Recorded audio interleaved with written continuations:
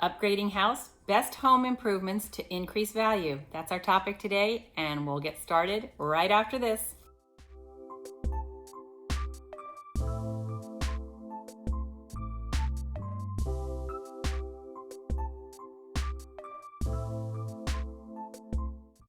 Hi, I'm Kim Ward, real estate broker in beautiful San Diego, California, and certified probate real estate advisor. Upgrading house, what are the best improvements to increase value? If you're new here, welcome to my channel. If you've been here a while, hey, be sure to hit the bell button so you get notified when I put in my weekly video. A few months back, I met John and Amy at their uncle's house in Rancho Bernardo, a suburb of San Diego, California. When we first met, it was obvious that the house needed some work to get the best price and the best terms. And their uncle had been a smoker, and he had smoked in his home for years, and that needed to be addressed. John and Amy were concerned about the personal property in the home. If you're in similar circumstances to John and Amy, that someone's passed away, I'm sure you have some questions about that. Like, what do we do with all the personal property? So once the family members and friends have removed items of value to them, then there's things that are left.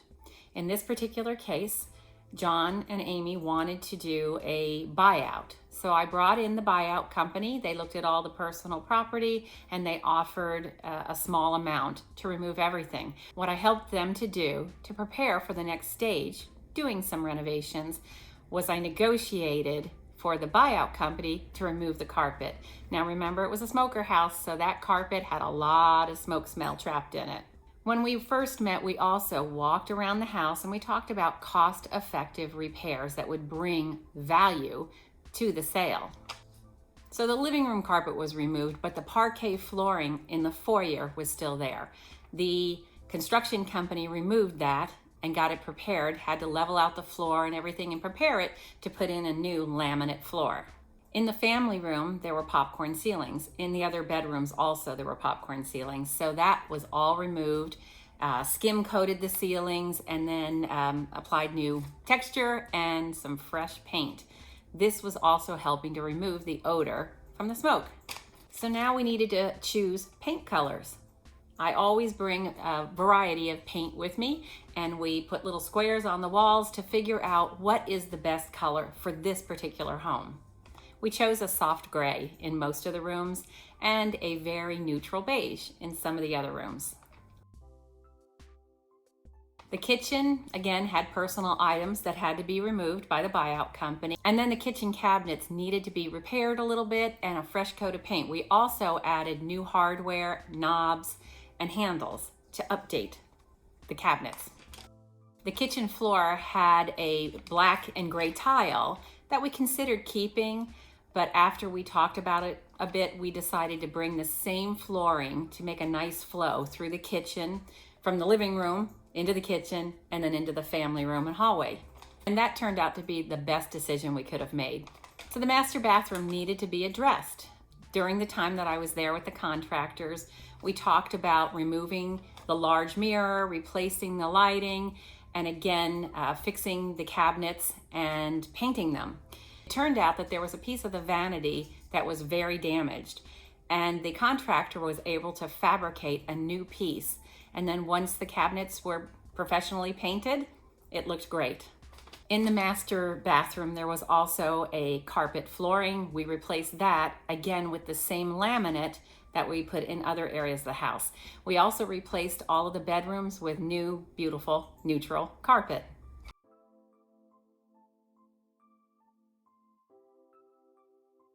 So you can see that the living room's beautiful now. It's a combination living and dining room. I did find some new lighting that was very updated with Edison bulbs. That's what buyers want to see today. Fresh gray paint on the walls and beautiful laminate flooring. In the kitchen, we kept the countertops.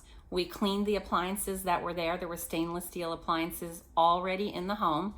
We replaced some of the lighting panels because they were yellowed and didn't look good. Then fresh paint throughout, new hardware, new knobs, new handles, and the result is beautiful. And in the master bedroom, that was a huge difference. Taking down that large mirror and putting up decorative mirrors that I purchased at Home Goods was not that easy for the contractors, because once the lighting was taken down, they realized they had to run the wiring to go over both sinks. It was not easy finding two mirrors that worked well with the configuration of that bathroom. So here's the result. When I first met with John and Amy, I quoted them about a $600,000 sales price to an investor because it needed so much work. They agreed to put $35,000 into the home, and the result was an extra $150 on the purchase price. So the house sold for $750,000. They earned a full $100,000 over what it cost to repair the home. I'm very grateful that John and Amy trusted me to help them through the preparation, the marketing, and the very successful sale of the home. And we can help you too. So if you like this video, please hit like, leave me a comment or a question. If you are in the middle of this same type of circumstance, I would love to speak with you about it. If you're new here, subscribe and hit the bell button. You'll be notified of my weekly videos. That's our topic today. Upgrading the house? Nope. Best improvements. Wrong. What I helped. Stop a minute.